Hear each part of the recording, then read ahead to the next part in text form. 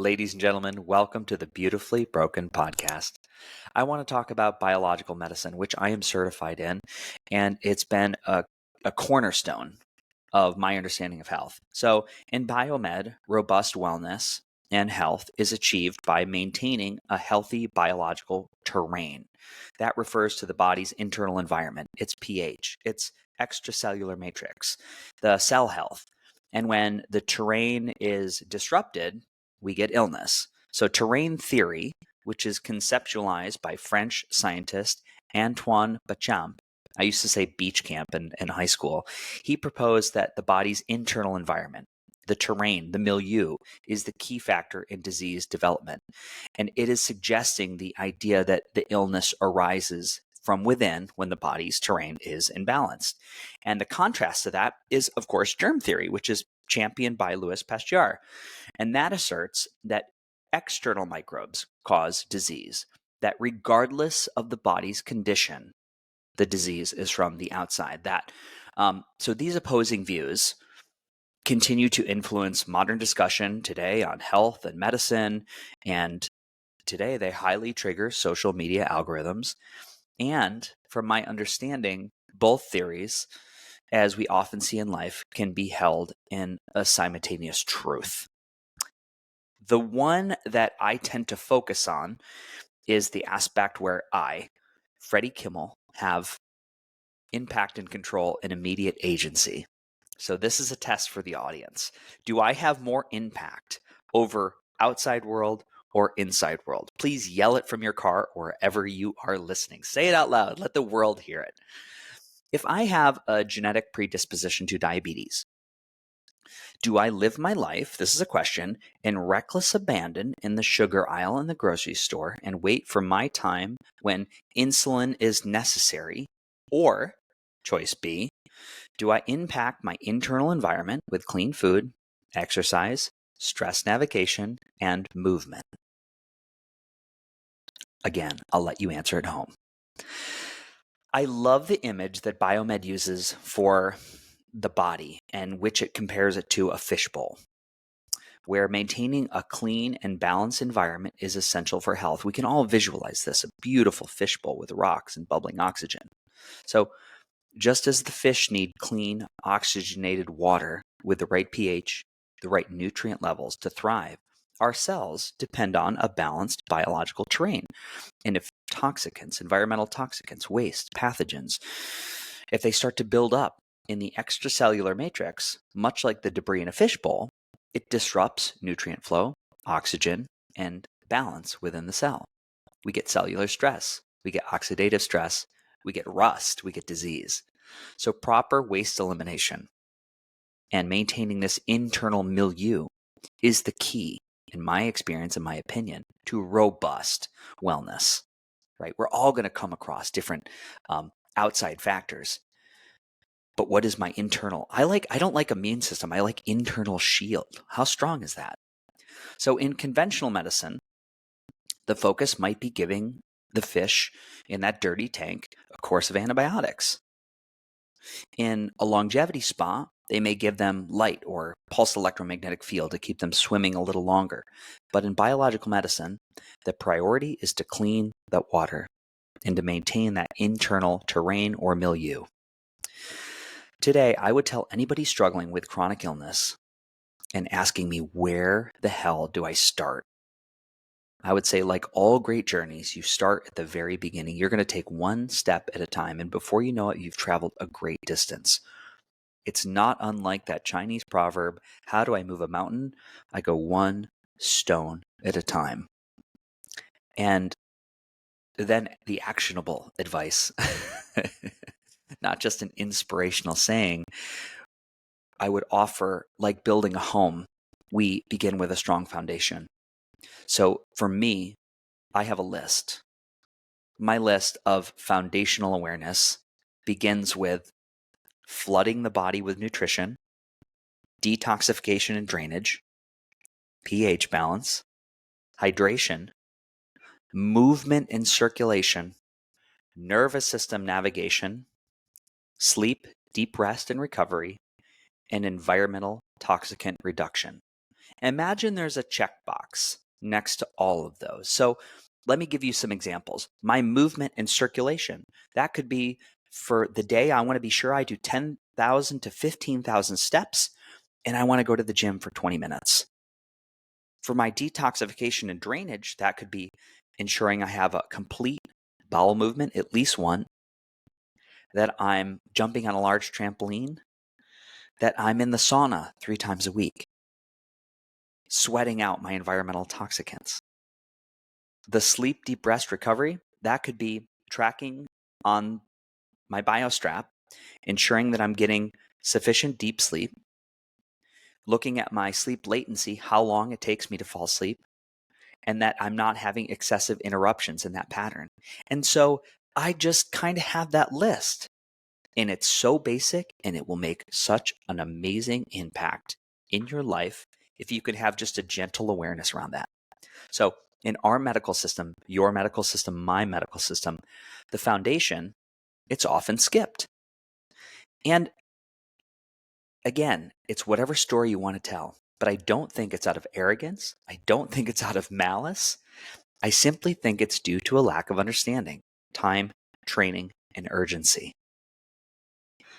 There's a favorite saying that I love from Charlie Munger: show me the incentive and I'll show you the outcome. That model, it's not compensated to keep you well. Period. That's it. Don't be angry at the game, but know what game you're playing. So it could also be gross incompetence. But when you visit a primary care physician, they don't have hours or financial incentive to walk you through the basic tenets of a healthy lifestyle. These are the practices that are opening the door to robust health, the list we just went through. And to be real direct with you, it's not why you're at the doctor's office. For example, if you're struggling with chronic IBS, right, you go to a restaurant, you either get really constipated or you have watery diarrhea. Your doctor might prescribe you a powerful antibiotic known as Xifaxan. This antibiotic is known to relatively, for the most part, stay in the small bowel and clean out that section of your digestive tract, which should not be filled with all these other microbes. Or they might suggest an anti-diarrhea medication to stop you from having the watery stool. Both options address your immediate need. And it's relative, right? We want to meet you where you're at within that 10-minute appointment window, offering you some level of relief. Here's the thing. If your doctor doesn't ask you about nutrition, exercise, sleep, habits, hydration, stress perception, and prescribes you a medication, you do not have a doctor, you have a drug dealer. Again, it's not an opinion. The deeper questions about lifestyle, emotional state, environmental toxicant exposure, they're rarely addressed, even considered, because the depth of questioning is not factored into that part of a billable model. That's simply the game you're playing in. So I have some tough love for you, and I love you guys, and I hope you're listening to the podcast, and I really do hope you find value here. This is your opportunity for growth. It's not for your primary care physician. This is your opportunity for growth, not for your primary care physician. Only you that are listening to this right now, can take responsibility for your health. So we can start examining why your body is offering these symptoms, rather than trying to quiet the noise from within, the divine whisper in which the body is asking you to ask a better question. I want to look at some of these whispers, as we'll call them, that you might go in and you might be on a medication for right now. So when I had all my surgeries on my small bowel, I changed the transit time of food. When I did chemotherapy, I changed the microbial community. When I did 3 years of doxycycline for Lyme disease, I changed the diversity in my gut. So the gut microbiome plays a crucial role in immune function and systemic health. As imbalance in the gut bacteria, known as dysbiosis, directly leads to chronic inflammation in a range of different conditions. So a short little study I'm going to look at in Nature found that individuals with dysbiosis have a 64% higher risk of systemic inflammation and a precursor to metabolic disorders like obesity and diabetes. I want to just pick two more.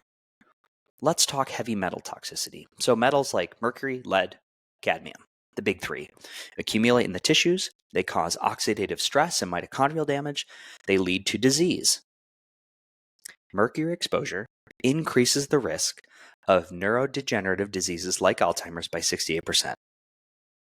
Lead exposure elevates your risk of kidney disease by 46%. This is a really interesting one. Let's talk chronic infections. All my people listening to this podcast with Lyme disease and Epstein-Barr. Persistent infections, they evade the immune system. They lead to ongoing inflammation or a loop of chronic inflammation, and that disrupts the terrain. So Frontiers in Immunology reported that reactivation of Epstein-Barr virus, the monovirus, which I had at 18, raises the risk of multiple sclerosis by 57%, whereas chronic Lyme disease is linked to a 40% higher risk in fibromyalgia and chronic fatigue. I could keep going. I have literally mountains of studies for each terrain disturbance, all the way from environmental toxicants, where exposure to BPA increases type 2 diabetes by 33%, and the likelihood of breast cancer by 38% from the Lancet. Again, I could go on, but it's not about the stats, and it's not about the figures. If an individual experiences multiple health challenges, such as gut dysbiosis, heavy metal toxicity, chronic infections, environmental toxicant exposure, mitochondrial dysfunction, chronic stress, and nutritional deficiencies, the cumulative impact on their health increases the likelihood of developing various chronic diseases. Period. Full stop. So I'm going to give you an example. If dysbiosis alone raised the risk of obesity by 60%, type 2 diabetes by 44%, systemic inflammation by 64%, heavy metal toxicity further compounds all the risks with a 68% increased likelihood of neurodegenerative diseases like Alzheimer's. So when we're considering all these factors, including a 33% higher risk of cardiovascular disease due to chronic stress and a 50% increase chance of autoimmune disease from vitamin D deficiency, the cumulative increase in disease likelihood rises dramatically. Looking at just these individual risk factors, the overall likelihood of disease could increase by 560% when multiple risk factors are present. That's dependent on exposure, combination, duration. Team, this is the world we live in. So again, real talk. When it feels like the wave of chronic illness and early onset cancers are affecting and impacting people in your immediate circle, and that number is getting lower and lower as far as the age of the person impacted, that's real. And it's compounded interest. It's, and I don't say all these things to scare you. I say these things to empower you to ask a better question about how we're living our lives and revisiting that list. What's your sleep quality? What's your hydration? Are you flooding the body with nutrients? And is that possible? Is it possible from food alone? When we look at the nutritional value of a peach, it has dropped by 50%. These are the questions we got to ask. So I love you guys so much. And I think we have to come up with a better metric to look at the body. And I also know it's about accessibility. And a lot of the tools and the therapies and the technology that I feature on the podcast are not always accessible to most people. I understand the financial burden of the world we live in. I really do. But lifestyle and early education and impact programs where we can educate, empower, and inspire, that's accessible to everybody. And we just need more people to pick up the torch. And if you feel good, then we need you to pick up 2 torches. So I love you so much. I suggest that you check out both episodes with Dr. Dixon Tom, where we take a deep dive on biological medicine, as well as with Christine Dionysi. Those are all in the last 100 episodes. I can't believe I have 215 episodes out. This is wild. And please reach out with questions. This will be on YouTube, Apple, and Spotify. I love you so much. Big love. Bye.